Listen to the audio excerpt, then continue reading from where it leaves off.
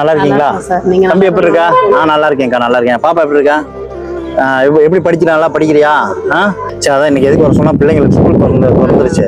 சரி, அவனுக்கு எல்லாமே வாங்கணும், அவளுக்கு எல்லாம் தேவையானதெல்லாம் வாங்கி கொடுக்கணும் அப்படிங்கிறக்காக தான் வர கையோட உங்களுக்கு பார்த்து வாங்கி கொடுத்துருவோம். ஏன்னா அப்பா இருந்து செய்ய வேண்டிய கடமையை ஒரு அண்ணனை நான் செய்யணும்னு நான் அன்னைக்கு சொன்னதான் இன்னைக்கும்.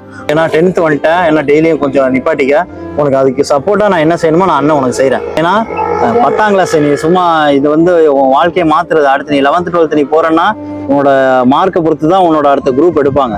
சரியா? நான் நீ ஆசைப்பட்ட என் குடும்பத்தை நான் பார்க்க நீ ஆசைப்பட்டனாலதான் உன்னை நான் வேலைக்கு எல்லாமே அனுப்பிச்சு விட்டது. ஆனா இப்ப நீ இனிமேட்டு அதை குறைச்சிட்டு 10th நீ கான்சென்ட்ரேட் பண்ணி படி. நான் இருக்கேன், மதெல்லாம் நான் சப்போர்ட் பண்ணி உனக்கு எல்லாம் பண்ணி கொடுத்துறேன். சரியா? கரெக்டா இருக்காது? வேணுமா, எந்த பாட்டில் வேணுமா பார்த்து வாங்கிக்க. ஜாமெட்ரி பாக்ஸ் தானே, ஜாமெட்ரி பாக்ஸ் எது வேணுமா பார்த்து எடுத்துக்கோ. பாக்ஸ் தானே, பார்த்துக்க. ஓகே தானே? பாப்பா உனக்கு எல்லாமே இருக்கா? ஓகேவா? நல்லா படிக்கணும். ஓகே, சரியா? நல்லா படிங்க. எதுனாலும் நீ என்கிட்ட சொல்லு. ஓகேவா? வாடகைக்குள்ள பணம் இருக்கு. சரியா? வச்சுக்கோங்க. மேற்கொண்டு எதுனாலுமே எப்பனாலுமே உடனே நீங்க தம்பிக்கு எதுனாலும் பாப்பாக்கு எதுனாலும் நீங்க என்கிட்ட சொல்லுங்க. உங்க அப்பா இருந்தா என்ன செஞ்சிருப்பாருன்னு எனக்கு தெரியல.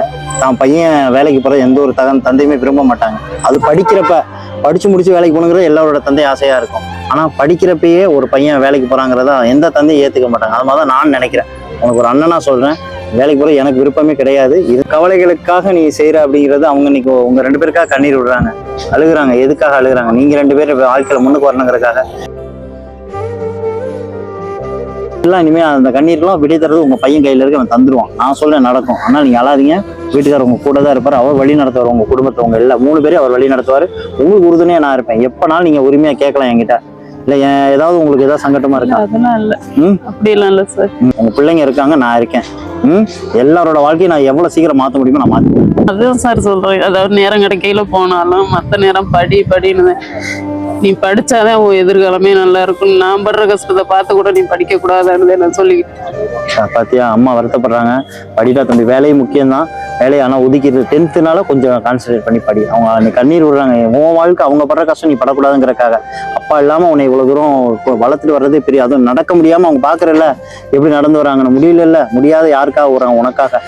தயவு செய்து 2 பேரும் அண்ணனுக்காக நல்லா படிச்சு அவங்கள பாத்துக்கோங்க. சரியா? நீ வேலைக்கெல்லாம் போகணும். உனக்கு பாரு, நீ இருந்தாலும் படிப்பை மட்டும் முதல்ல கான்சன்ட்ரேட் பண்ண. 10th இந்த தடவை அதனால சொல்றேன். ஓகேவா? உனக்கு ஏதாவது ஸ்கூல்ல எது கேட்டாலும் நீ என்கிட்ட கேள்வி, நான் வாங்கி தரேன், நான் பண்ணி தந்தேன். சரியாக்கா? நீங்க கவலைப்படாங்க. நல்லா படிப்பான். இனிமேல் ஸ்கூலுக்கு போறேன்னு சொல்லுவான்.